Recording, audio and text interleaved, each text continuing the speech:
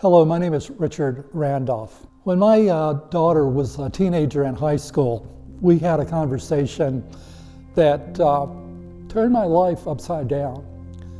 One day she came into where I was sitting and she said, "Daddy, I need to have a conversation with you. I need to tell you something." And I said, "What is it?" And she said, "I don't think I can be a Christian." And I go, "Really? Why do you think you can't be a Christian?" She said, "Well, in high school, in my biology class, we began to study about evolution and about how life began on this planet.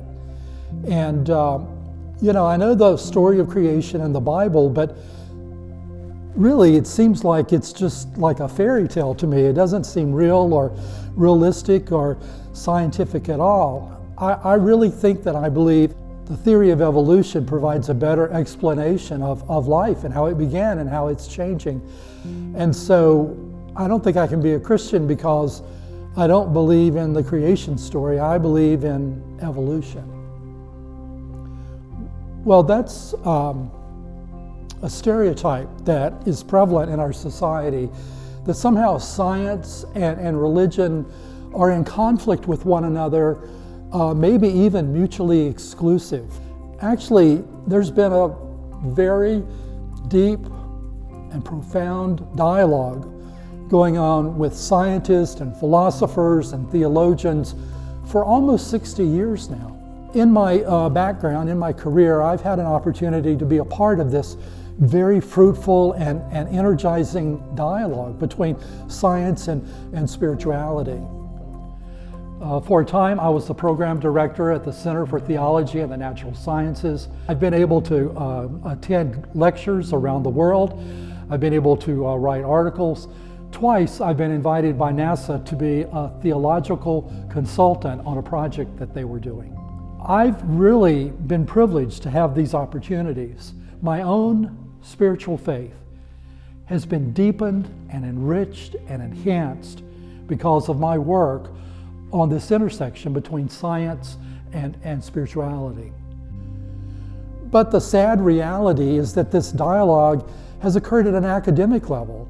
It's not really been accessible to other persons, thoughtful persons, who are concerned about and interested in the relationship between science and faith and spirituality. Perhaps they're struggling in their own lives with the relationship between a scientific perspective and their own faith or their own spiritual commitments, as my daughter was doing in high school. So finally, I decided, as a way to contribute to that, I would create my own nonprofit center. It's called Science and Spirituality Institute, where people can come and participate in dialogue and have resources to begin to think about this interaction so that we can rise above a silly stereotype and in the process draw our views of the world closer together.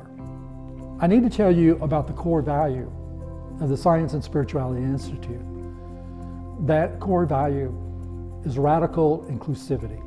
It's very important for those of us at Science and Spirituality Institute to welcome everyone who wants to be a part of the dialogue. It doesn't matter whether you are spiritual but not religious, or spiritual and religious, or neither spiritual nor religious. None of that matters.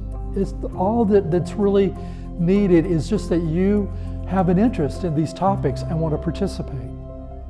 I think that the best way to learn and to grow in your faith and in your understanding of this relationship is when you interact with and have civil discourse with people who disagree with you.